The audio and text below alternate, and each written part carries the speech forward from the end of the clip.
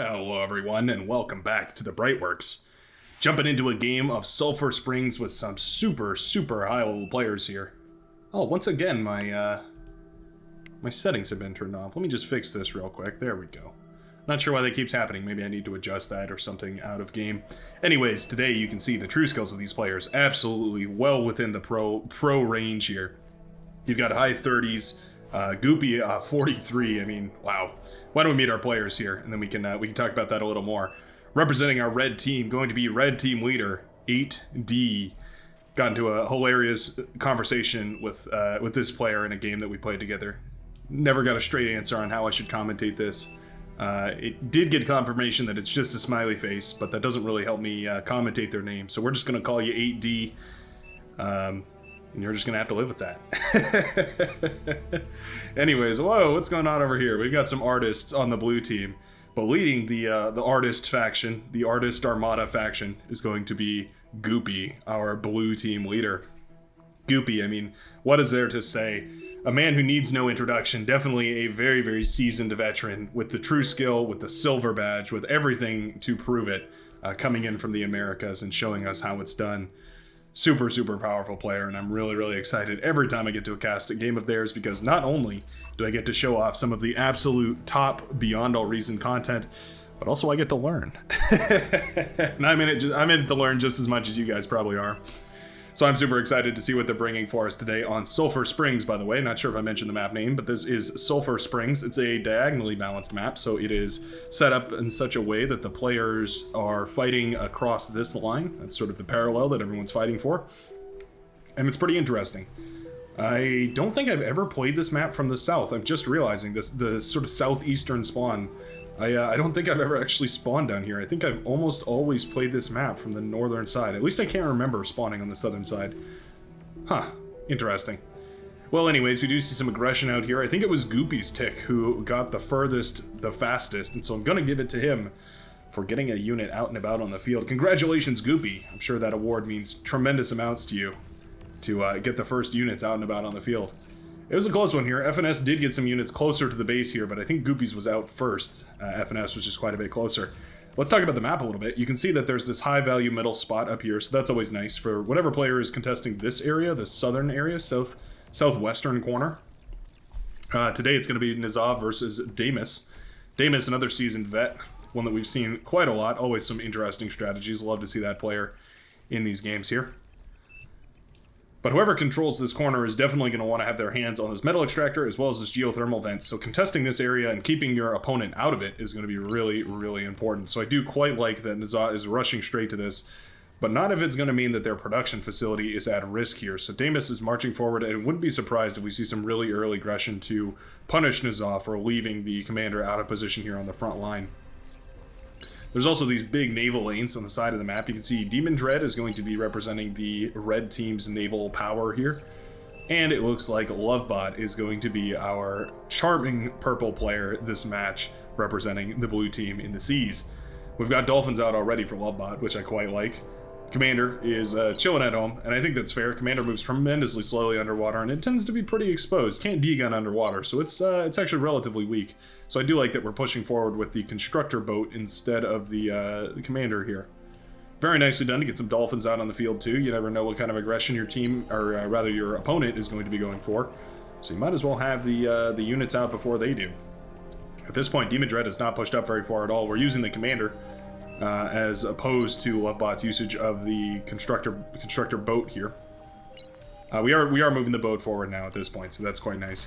But yeah, Lovebot's showing a dominating naval presence, at least at the moment, which is really nice to see. I mean, I know it's only Dolphins out right now, but still, claiming this area and getting a good scout off on where your opponent is going to be is super critical. I think a Resurrection Submarine would be the next thing to mix into this composition, but surely doing a phenomenal job.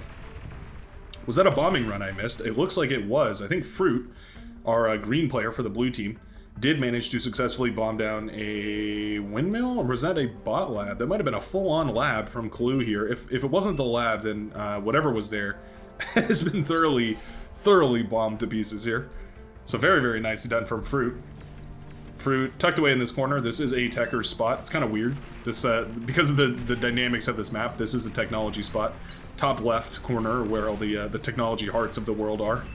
DAYMUS has punished Nizah for leaving the base exposed, but it looks like we're headed for a base race scenario here. You can see Nizah is marching forward, and DAYMUS is as well. DAYMUS beelining for the production centers here. We do have a Centurion out to counter the thugs. We have the commander marching in. We have some pawns dancing around as well, trying to get some value against this commander here. Ooh, what a beautiful D-gun. Commander does manage to march in here. And we D-gun the facility right away. Meanwhile, Nizah is doing much the same. However, Nizah does not have any power production because DAYMUS got to his first. So Nizah is in quite a lot of trouble, despite DAYMUS' commander going down here. There's still 2 thugs to guard it. Meanwhile, Nizah is trying to push into DAYMUS' base here, and doing a pretty good job. We don't have to spend energy on anything else, so we do have the money for a D-gun. Oh, we don't anymore. We have to be very careful with our D-guns here. There we go.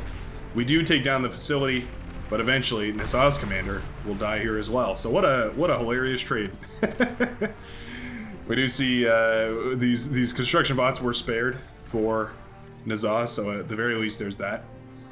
We don't see... Oh yeah, we do see a couple of constructors here for DAYMUS as well. So both of these players completely set back here on the southern side. That's a really odd engagement. That was a sacrifice commander there for a technology lead. That was not a kill. Kuchi is moving the commander forward. That's quite interesting. We're going to try and take a forward base position up here. That's quite nice. Interesting to see. I did see a laboratory scheduled there for... Oh, yeah, okay. So we're going to go for a forward production facility. It's actually quite nice. You really have to reinforce from super far back on this map, so building that forward facility is actually a really, really nice idea. This could be a proper high-level engagement right here. If we move these around and we sweep from this side and we come in from this direction like that, you're going to take 1, 2, 3, 4, 5, 6 one-on-one engagements in series rather than in parallel. And that's going to be absolutely tremendous. Your army is going to perform excellently. You can see that Dolphin got bursted down. Did barely any damage to any of the others. Yeah, I mean, imagine doing that across the line here, and the entire army of Demon Dread, the entire navy, I should say, is completely wiped out. And it looks like we do have a bunch of boats at home. They just weren't rallied properly. So eventually these are going to move to the front. But imagine if we had gotten that engagement. We had gotten this extra, oh, I don't know. It's 1,000 metal here, but it declines a little bit when it sinks. But imagine that it sunk down and we'd reclaimed all that. I'm not saying it would have been a game changer, but it definitely would have been quite nice. Jaguars are out, and that's a really nice tech too. Wow, 7 minutes and 35. Just goes to show how insanely quick these pros are. This is Clue, the lowest ranked player on the game, and has T2 units on the field by 7 minutes and 40 seconds. Absolutely nuts. These guys are crazy. Meanwhile, we do have thugs in the new base here for Nizah, who is rebuilding on the ashes of DAYMUS' corpse here. One light laser turret to in the darkness, or to find them and in the darkness bind them as it goes. Trying to get a pawn out here desperately, but it looks like that thug will just walk into the laser turret, which is quite convenient for us, and so all will be well with the world. Meanwhile, DAYMUS has done the same thing, rebuilt using this construction bot here, as well as the corpse of Nizah, both of them eating each other up, and yeah, they're pretty much an even trade, which is kind of odd. Very, very rare that we get to see one of those. This is a tough engagement. These thugs are up against the T1 medium tanks, which is always a really bad matchup. Basically, any of those light, or are these light? No, they're actually. Oh yeah, they are light. Okay, I thought they might be medium, but no, they're light plasma bots. Seeing those match up against medium tanks, unless they're in great numbers and have a tremendous formation, they can be really, really dangerous. Looks like a couple of grunts passed by. They actually ruined a base back here. There was a huge run by. Oh, I must have missed it. Yeah, it looks like, sorry, Kuchi. Following the trail of units here, it looks like Kuchi streamed units from through up north all the way into the backline bases here. That's a terrible arrow. There we go. That's a little better, I guess. Yeah, and did a tremendous damage to Choice's base back here in the backline. Choice was a frontline player, but a lot of their production has already been moved up north, and it looks like, at the very least, the geothermal plant stayed alive, so that's a huge amount of energy production. At least right now, we're just really hurting on metal, so getting those metal extractors back up and running is going to be absolutely critical. We do have some more grunts in the back line, though. These can be a problem. Yeah, we're going to have to see these addressed. We do have some light gunships out. Those are a decent option. Very, very mediocre option. You can see they do like a tickling's worth of damage to any of these units here. Like eventually it'll be enough, but it's just going to take forever. Yeah, this grunt engagement is well worth it to clean up this mess here. Meanwhile, the joint forces of Kuchi and Killa KP are both pushing forward and pressuring Choice to no end. Meanwhile, Kuchi is using this transport to move his commander around into nice positions here, getting a tremendous metal lead by claiming metal extractors that by all rights and measures should be going to the blue team. Very smart play by Kuchi, getting that commander out and using their presence as a frontliner, or using their well, themselves playing as a frontliner rather than a backliner, which has absolutely skewed the balance of this game. Meanwhile, Demon Dread is the only thing left standing after a massive naval engagement over in the high seas. We can see there is 3,500 metal lying at the bottom of the ocean floor. The Titanic could only dream of leaving that much metal at the bottom of the ocean floor. Demon Dread trying to use the commander to eat up a lot of that metal, but it is going to be a slow and painful process. I would love to see some battleships come out here. Some of the, the destroyer ships coming out here. We are starting them eventually. Just going to take a minute. We prioritize resurrection submarines. Absolutely the right idea here. Another beautiful engagement, by the way, although I think we should split up the Dolphins a little bit. Just, you know, give them a proper drag. We were aiming for this round, but the Dolphins, sometimes they have a mind of their own. That's okay. I think this engagement was overall a positive trade for Lovebot. Demon Dread is going to be in quite a bit of trouble. Resbot here, Res Sub here, I should say, eating up these corpses with gleeful abandon. Very, very eager to get its hands on as much of this metal as possible. Commander is trying desperately to deny these submarines that metal, but it is too late. They've already eaten up a tremendous amount, and a couple of these destroyers are probably going to be on the way pretty soon. Yeah, the Res Subs did their job. They reclaimed their metal's worth and paid for themselves. Now, T2 vehicles are already out for Goopy, who's built a forward T2 vehicle lab. Always a risky thing to do, but if you can pull it off, it can be tremendously beneficial here. I'm guessing that was Kuchi's commander. It was the commander trade here. It looks like Choice and Kuchi did trade out their commanders, and that is going to be a nice little bit of metal laying on the field there, so I'd love to see that eaten up, probably by Choice. I think Choice is probably the closest with a bot lab. Get some Resbots out, send them over that direction. You're going to have a nice little cool, why don't we call it 3,000 metal in your back pocket. Whoa, let's make it 4,000 now after this huge engagement here. These thugs versus thugs walking into each other like gunships are back on the prowl. You can see they just don't do very much damage, but it is, I mean, quite properly tickling's worth of damage. A couple % per shot here. Nothing huge. Commander in a lot of trouble for Demon Dread. These battleships have got a surround here, launching their depth charges. It's something big walking on the bottom of the floor. Little did they know it was a commander proper. Big explosion takes out one of the destroyers, but not the other. Remember, with the change to the commander explosion radius, that also applies vertically, right? So all that damage is mitigated as the explosion goes upward as well as outward. So that means that ships can survive that explosion from a commander under the sea. Under the sea, under the sea, down where it's wetter, commander is deader, under the sea. All right, no more of that before I get copyright struck. Last thing I need is a Disney legal team knocking on my doorstep. Jaguars tearing apart Nazah's base for the second time this game. Those were Jaguars out of DAYMUS. Nazah and DAYMUS are just mortal enemies, bound to fight each other till the bitter end. Oh, we have some thugs taking a trip through the water. I actually didn't know that units could traverse this water here. I thought that was deep water, but I guess it makes sense because there's these geothermal plants over here. But these Jaguars are getting tremendous value. They break into the backline here, and there's actually not a great answer. Blue Jaguars are out now, and they're going to start melting these down. Ooh, Mauser gets a great shot off. You see another one? There we go. Nice. Mauser was positioned just correctly, just managed to come out of that lab on time, and it was able to shut down the remaining Jaguars. Now, at this point, the thugs are continuing to march forward here. A couple Jaguars should be sufficient to mop up those thugs, though. Those lightning tanks are very powerful. Are we going to... I was going to say, I would love to see this retaken here. It looks like DAYMUS actually has that planned by somebody. Here we are. Yeah, going to be taking that metal extractor. Very, very nicely done. Resign vote was called.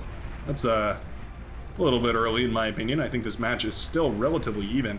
The southern side appears to be won by the red team, or at the very least slanting in the red team's favor. But the northern side is completely taken over by Kuchi and Killa KP, who have both mounted a tremendous force up north here. Choice, the final bastion of the blue, holding out against all odds, trying their very best to mount some sort of stable defense against these oncoming units being pumped out of these forward production facilities. I would have loved the production to be moved over here from Kuchi. That way we have sort of a semi-surround. Units can pressure in from this direction, but also can come in from this direction, and we have this sort of 90 degrees attack angle. Demon Dread teched all the way up to T2 while I wasn't looking. Cheeky bugger managed to sneak out a T2 facility and actually already has a bunch of paladins up and running.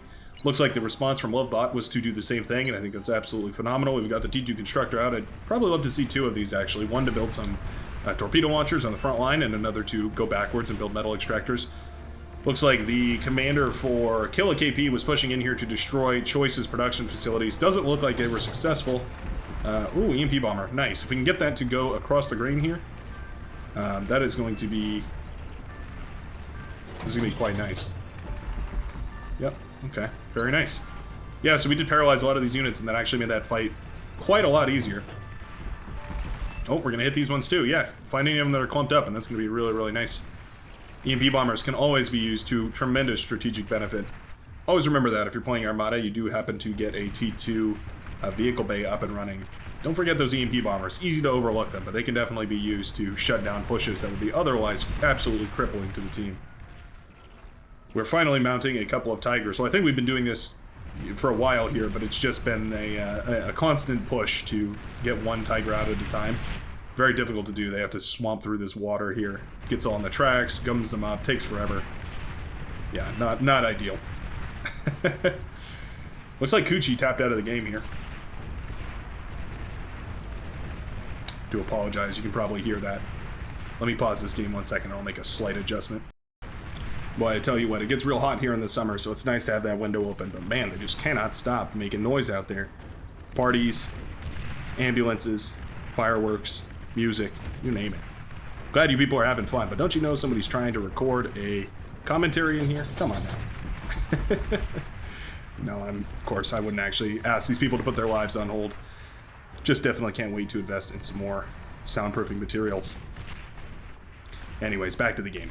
Hounds are marching forward. FNS in quite a lot of trouble here. One EMP bomber does not a paralyzed front line make.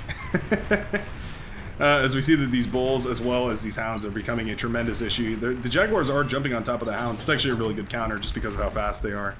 We're trying our very best to paralyze this front line, but it is a lot to ask of just 2 EMP bombers. Meanwhile, Nazah has rebuilt themselves. DAYMUS has rebuilt themselves. It's like a private battle going on down here. These two are just like honor bound to continue fighting each other. There's this massive T2 war going on everywhere else on the field, but down here they're still in T1. This is pretty funny. I think it's about time that we start reinvesting in these metal extractors. We are only operating on 2 here. We also have a full commander's worth of wreckage. Not sure why. Oh, we're gonna resurrect a commander. Interesting. Okay. It's a little late in the game for a commander to be very useful on the front lines, but I mean, I suppose if it's going to be anywhere, it's going to be on the T1 front line rather than the T2. Why do I feel like the music on this game has been breaking recently? I think it's because it's ass. Anyways, we have a lot of units continuing to push forward here. Whoa! Somehow some Jaguars actually broke into the forward production facility that I think originally belonged to Kuchi, but has now since been taken over by DAYMUS. This is quite nice. These Jaguars are tearing apart this facility. There we go. Those are the hits that we need to see. Now the next up would be the lab, I think. That would probably be a nice little hit to the production here for DAYMUS. Okay, now it's too loud. Boy, just can't get it right today, can I? The single bull left alone to defend this front line.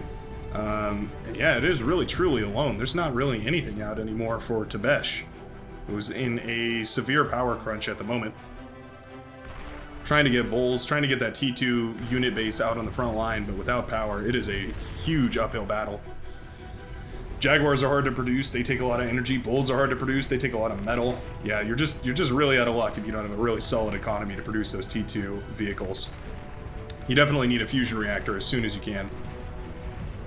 Fiends are starting to stream in, and Tebesh is in quite a little bit of trouble. Meanwhile, we do have rocket spiders moving forward. What are these aiming for? Looks like they don't have a specific target, at least not yet.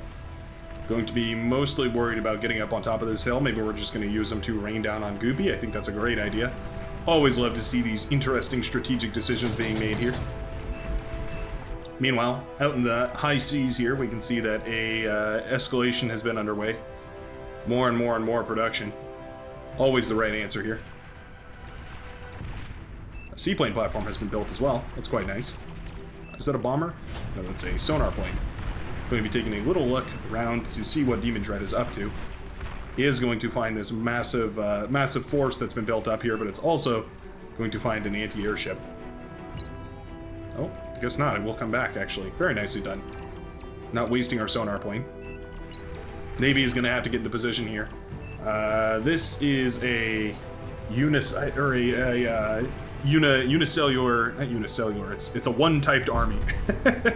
There's only paladins here. I mean, I guess there's technically a battleship and an anti-airship, but 90% of this navy here is going to be paladins. Now that's great because I mean the paladins are pretty good. They're a great general use ship here. But the problem is that it also, if there's any weakness to the paladin, it's going to be those long-range battle serpents, battle submarines. I think it takes 2 of these to kill a paladin. I'm not kidding. Those things are crazy, crazy strong. Might be 2 or 3, but they're super, super useful. And if you get a couple of those out, they're going to start shredding this entire composition really quickly. Dolphin's not bad either, wasting a whole bunch of these shots from these paladins, meaning that the purple ones can move in and get a nice little engagement here. Eating up all this metal, absolutely crucial, and we're going to be able to fund a tremendous, tremendous amount of units coming out of our own labs here from Lovebot. Building plenty of power in the backline as well. We are up to 20 tidal energy. Or this map is at 20 tidal energy anyways. Meanwhile, while I was fixated over there, I apologize. Looks like Goopy's commander did go down, wiping out that forward T2 production base. Looks like that means that Choice is in quite a lot of trouble here. Ooh, misses the EMP bomber there. Luckily, the Blizzard does not miss most of its bombs, so it will hit. But these rocket spiders are tearing apart these facilities. You can see the T2 production, the production bay does go down. The T1 will follow. And this is looking really rough. Rocket spiders, man, you use them in just the right context and they can absolutely flip an entire front line on its head. Such a powerful unit. They really are a siege unit. They don't seem like it, but they are definitely a siege unit. They can fire super far away, and those rockets are... well, they're not heat-seeking, but they definitely can hit static targets quite a lot better than some of those non-static targets, aka units. Nizaz's rebuilt commanders marching towards the front line, having a hell of a time trying to put together some of these construction turrets, or rather some of these laser turrets on the front line here. Meanwhile, T2 is out for DAYMUS, who just spent their time teching, which I think is quite a bit better. And so now Nizaz is in quite a rough spot. They're going to have to claw themselves into a T2 economy from behind, which is never really where you want to be. Rocket Spider up here on the hill. Tons of hounds, being really dangerous towards this Tsar.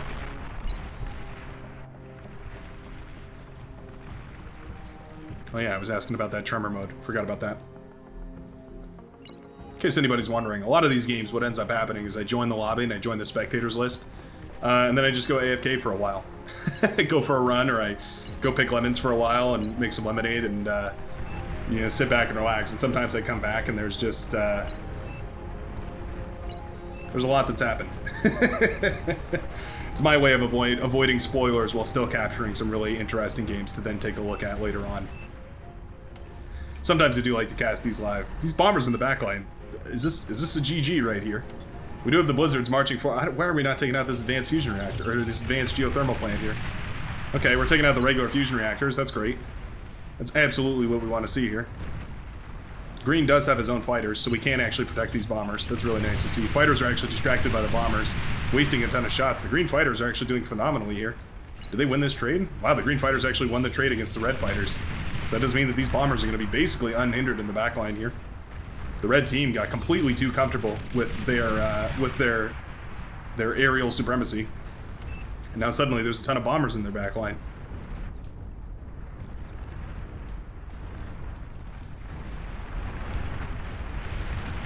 ticks are running forward. Zars are a pretty good counter to the tick. They just do so much AoE damage, and they're not afraid of friendly fire, so they'll just, yep, just like that. They'll shoot at their own feet in order to kill a tick. On one hand, that's really bad for the Zars, right, because they do more damage to themselves than the ticks could ever hope to. But also, on the other hand, it does mean that they're particularly effective against clusters of tiny, pathetic little units. Marauder production is up and out now by Clue. Building them relatively slowly. We're going up for an APHIS, though, so we're trying to improve our economy. That's absolutely worth it. Going for that advanced fusion reactor is going to be... Well, it's going to be enough energy production to satiate the demands of a bunch of Marauder production. Nazah is in quite a lot of trouble here. These Sheldon are getting devastatingly close to shooting that commander. 15% health in that bad boy, but they just can't seem to find him. They have the radar signature, but they don't have the visual confirmation. We're sending over some thugs to try and figure it out. Eventually, the commander will go down. Another vote was called to resign here. I don't think the blue team realizes just how much damage those bombers did in the backline, taking out tons and tons of fusion reactors. There's just loads of Marauders here.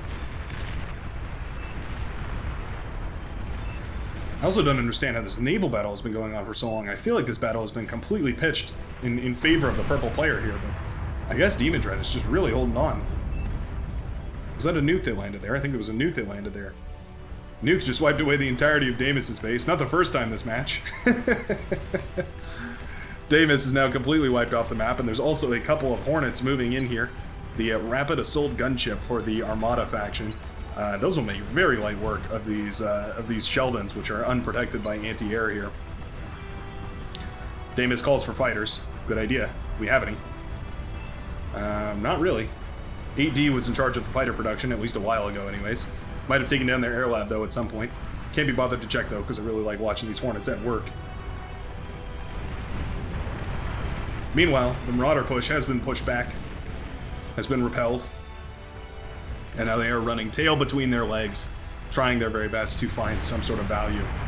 Another nuke was launched, but it was taken down by the anti-nuke thrown up by AD on this forward production facility. Very nicely done. We're producing some spies. We can actually take a look at the production queue, in case you're curious what a 38 true skill player puts on their queue. 5 sharpshooters, 10 welders, and looks like that's it for now. Spybot did come out just now as well, so that's always nice.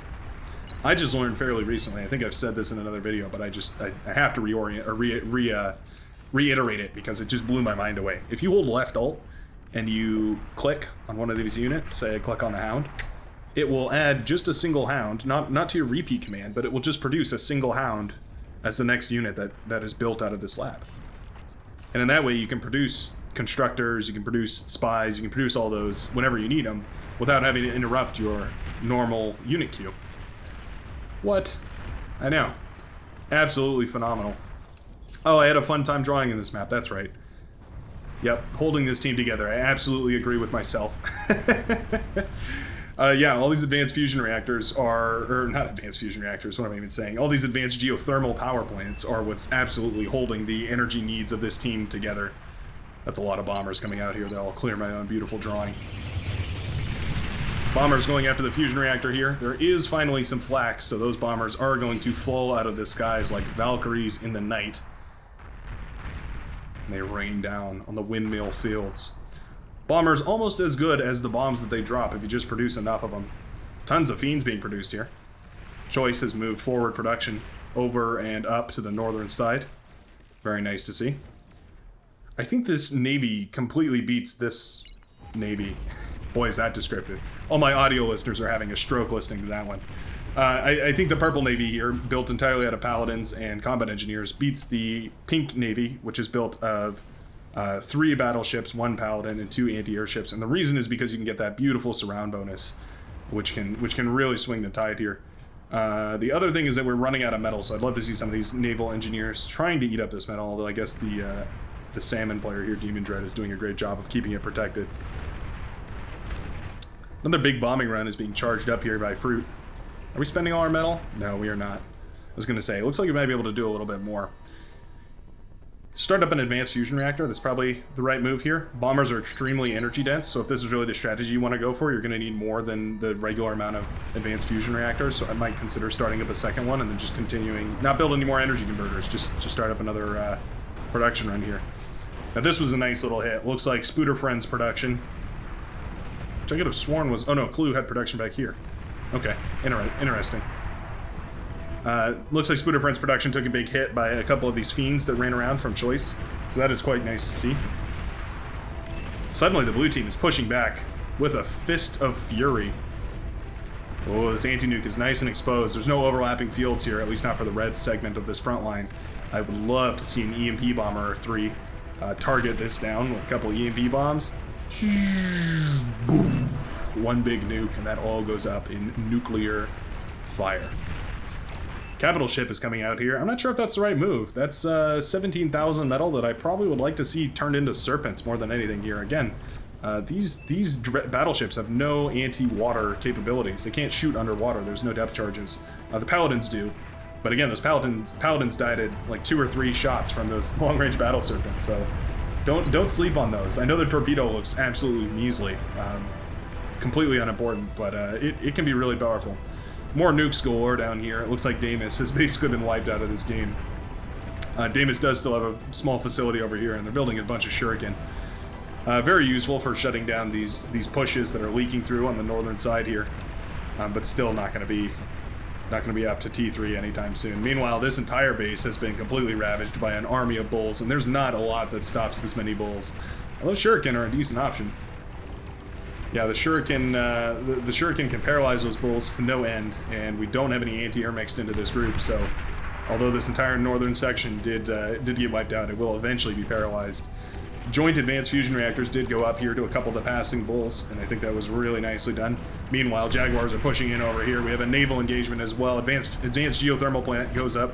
Looks like the bulls are continuing to push in. The blue Jaguars are streaming in from the northern side. A huge bombing run is coming in. Hopefully this can find some value. Looks like a bunch of fiends are marching in from the northern side as well.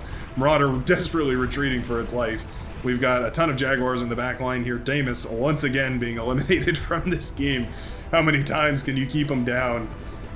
What is that, his 4th death in this game, I think? Yeah, he's gone down twice to Nazai, he went down to a nuke, and now this time he's going down to a bunch of Jaguars.